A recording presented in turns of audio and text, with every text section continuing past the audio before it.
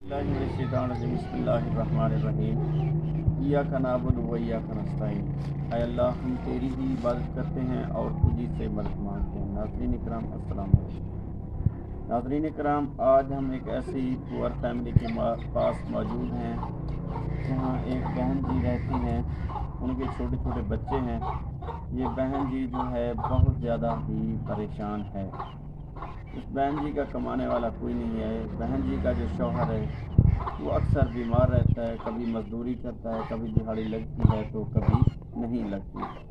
इस poor family के पास जो है कोई ऐसा एसेट मौजूद नहीं है जिससे ये अपने कारोबार करें, अपने घर में बैठ के कोई छोटा मोटा कारोबार कर लें, मतलब कोई सिलाई मशीन वगैरह या कोई और मतलब कोई हो सकता है कोई दुकान वगैरह बना सकें।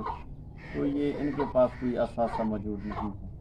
बहन जी का कहना है कि हमें अगर कोई सिलाई मशीन दे दें तो हम घर में बैठ के मोहल्लेदारों के कपड़े सिएंगे, अपना किचन का खर्चा बना लेंगे, अपना जो है ज़िंदगी जो है आसानी से गुजार सकेंगे। मज़ीद बहन जी से बातचीत करते हैं। अस्सलाम वालेकुम। बहन जी, कई कैसी परेशानी क्या है? परेशानी निकी निके बाल राशन पानी मिला मिले भी नहीं, मशीन मिली।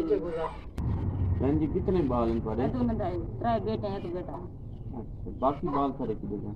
वो मस्जिद गए बेटा। अच्छा, मस्जिद पहुँच गए। जी हाँ। चलें, इंशाल्लाह अल्लाह ताला आसानियाँ पैदा करे, ज़रूर तावन करे।